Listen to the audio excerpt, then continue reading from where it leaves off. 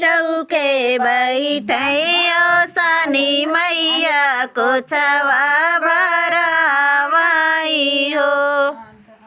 चौके बैठई कर मिला दे आधाए में गोतिनी आधाए में गोतिनी हो। बहिनी भाई चौके बैठई ओसानी मैया को छवा भरावाई हो। बहिनी भरे चौके बैठे ओसानी मैया को छवा भरावाई हो। अब समय खींच का हमरे खींचना आया देखिए तो ये चबाई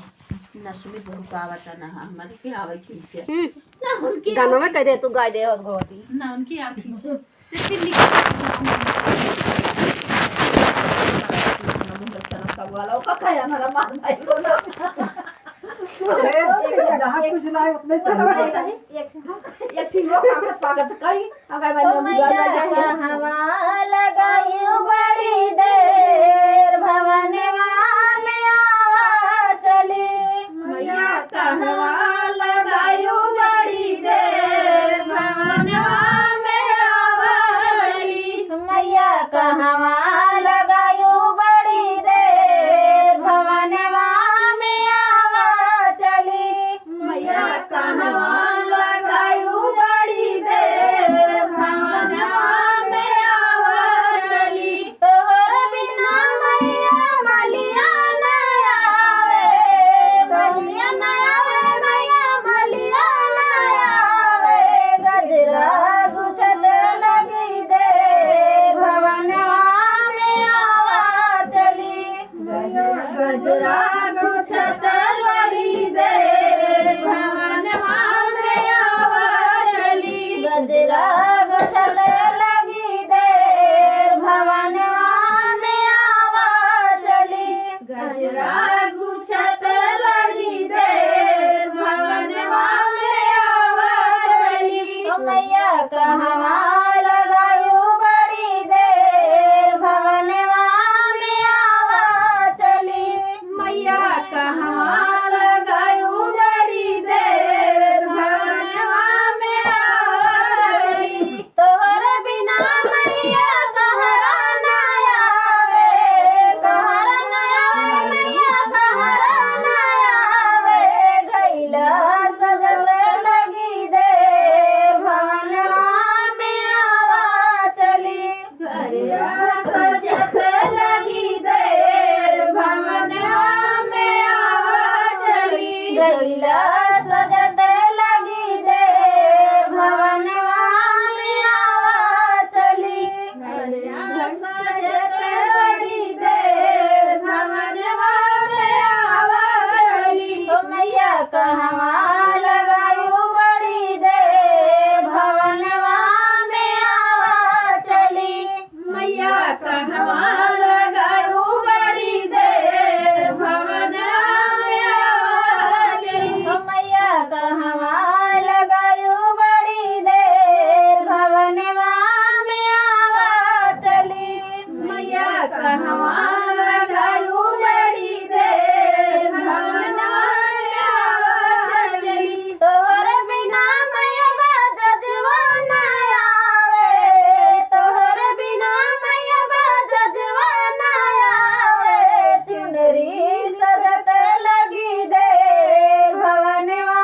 में आवा चली अरे चुनरी सजत लगी देर भवनवा में आवा चली चुनरी सजत लगी देर भवनवा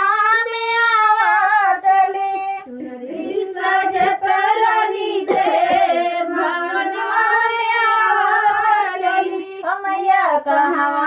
लगायू बड़ी देर भवनवा में आवा चली मैया कहवा लगायू बड़ी देर भवनवा में आवा चली तोहर बिना मैया बुझवा न आवे बुझवा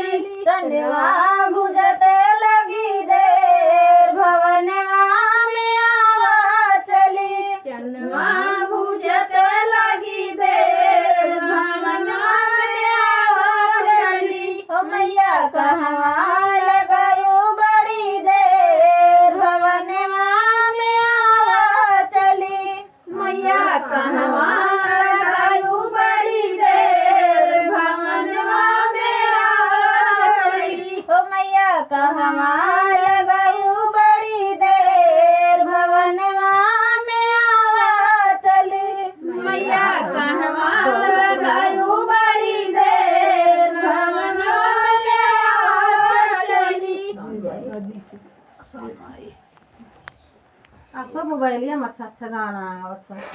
मोबाइल वाला होगा हम तू सीख पाओ तब कौन सिलेक्ट कर मोबाइल मांगबो आए करवाला वो बनाएगा बहुत कुछ हुआ जो मन लोहे आए तब तो एक ही है फिर चल जाए मोबाइल पे है ना वाला और मोबाइल पर ना बहुत पुरान गाना है हां मोबाइल में आवत मत जान ले ना आवत मत जान ले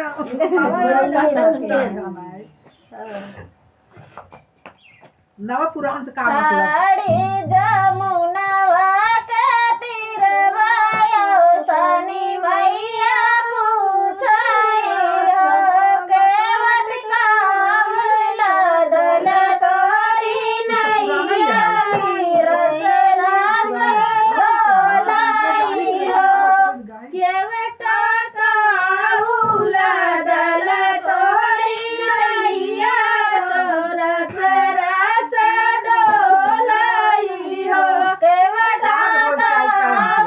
लदल तोरी नैया रस रस डोलाइयो के वटकाव लदली तोरी नैया रस रस डोलाइयो मैया जनवा से लदल मोरी नैया रस रस डोलाइयो मैया जनवा से लदल मोरी नैया रस रस